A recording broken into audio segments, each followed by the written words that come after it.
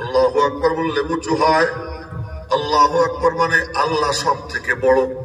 আল্লাহ সব থেকে বড় মানে বলে দিই আজকে মনে রেখেন, একজন বুদ্ধিমান তার বুদ্ধি দিয়ে যতটুকু বুঝে, একজন আলেম তার এলেম দিয়ে যতটুকু বুঝে, একজন ওলি তার বেলায়েতের নূর দিয়ে আল্লাহর বড়ত্ব যতটুকু বুঝতে পারে, একজন কুতুব তার কুতুবিয়তের নূর দিয়ে আল্লাহর বড়ত্ব যতটুকু বুঝতে পারে, একজন সাহাবী তার সাহাবিয়তের নূর দিয়ে আল্লাহর বড়ত্ব যতটুকু বুঝতে পারে, একজন নবী তার নবুয়তের নূর দিয়ে আল্লাহর বড়ত্ব যতটুকু বুঝতে পারে, একজন রসুল তার রিসালাতের নূর দিয়ে আল্লাহর বড়ত্ব যতটুকু বুঝতে পারে, সমস্ত নবীদের নবী আমার আপনার নবী তার নবুয়তের নূর দিয়া আল্লাহর বড়ত্ব যতটুকু বুঝতে পারে, রব্বুল আলামিন বলে দিতেছেন তার থেকেও আমি আল্লাহ বড়। বলেন না আল্লাহু আকবার। আল্লাহ বলছেন ওমা কাদারুল্লাহ হাক্কা কদরি, কেউ আমারে ঠিক মতো চিনতে পারে। আল্লাহ বড়, আমি বড় বললে কি হবে? আমি বড়। যে বলবে আল্লাহ বড় সে কি হবে? বড়। আল্লাহ বড় বলা মানে কি? আল্লাহু আকবার আল্লাহু আকবার না। আল্লাহু আকবারের আওয়াজ কানে আসছে, দোকান চলতেছে, খরিদ্দারের লাইন, আওয়াজ কানে আসছে আল্লাহু আকবার। খরিদ্দারদেরকে বলা না আর আমি একটাও বিক্রি করব না, এখন আমার মালিক সবচেয়ে বড়, আমি মসজিদে যাব। দোকানের চাপ বন্ধ করে মসজিদে রওনা দেয়, আল্লাহু আকবার।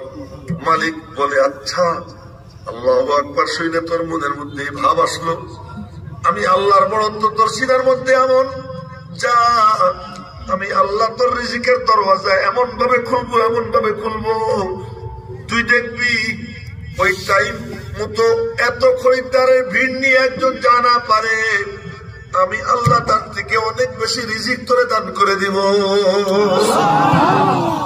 করে দেখো না, পরীক্ষা করে দেখো। আল্লাহু আকবার। বন্ধুরা আড্ডা দিতেছে, বন্ধুরা তো আড্ডা দিবে, যুবকরা আড্ডা দিবে, আড্ডায় বসছে। ওই আড্ডার মধ্যে হঠাৎ করে কানে আওয়াজ আসছে আল্লাহু আকবার। এখন এক বন্ধু বলে কি, যার সিনার মধ্যে আল্লাহর ভয়, দোস্তরা চল মসজিদে যাই। ওরা কয় না যাবো না, তোরা না গেলে না যা, আমি এখন আর আড্ডায় থাকবো না। আল্লাহু আকবার আওয়াজ কানে আসছে, আমি আড্ডায় থাকবো না, আমি মালিকের কদমে সিজদা দেওয়ার জন্য রওনা হব। আল্লাহ তারে কুদরতি রশি দিয়া তাই না তারে উপরে উঠে দিবে। তোরা বলেন না আল্লাহু আকবার। আচ্ছা আপনাদেরকে জিজ্ঞেস করি, প্লেনে তো এখানে কেউ কেউ আছে চড়ছে, আর যদি না চড়ে থাকেন আল্লাহ তাদেরকে হজ উমরায় যাবার এবং চড়বার তৌফিক দান করুন।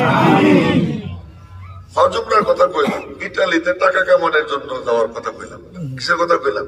হজ উমরার কথা বললাম। আল্লাহ পাক সকলকে হজ উমরায় যাবার এবং প্লেনে উঠবার তৌফিক দান। তো আমি প্লেনে উঠলে আর কিছু দেখি না, খালি একটা জিনিস কি দেখি, যে প্লেন কত উপরে উঠে। এমনি তো নিয়মিত আমাদের দেশের প্লেনে তো চড়ি, যখন রংপুর যাই, এরপরে সিলেট যাই, চট্টগ্রাম যাই, তখন প্লেনে চড়ি, কক্সবাজার যাই প্লেনে চড়ি, রাজশাহী গেলাম সেদিন প্লেনে চড়লাম। তো প্লেনে চড়িয়ে দেখি যে 14,000 ফিট উপরে উঠে, 11,000 ফিট উপরে উঠে। কিন্তু হজে উমরায় যখন যাই তখন দেখি 39,000 ফিট উপরে উঠে। প্লেনে বসে বসে চা খাইতেছি, জুস খাইতেছি, খাওয়া দাওয়া খাইতেছি, দেখি উপরে উঠতেছি। ওদিকে কি ভালো লাগে না?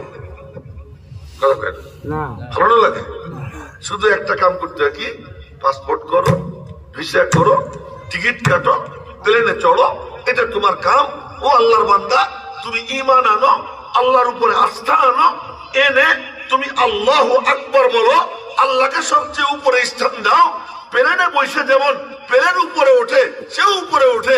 আল্লাহ পাক রব্বুল আলামিন সবচেয়ে উপরে, যে আল্লাহকে উপরে রাখবে আল্লাহ তাকে টাইনা আর সে আলিম পর্যন্ত নিয়ে যাবে।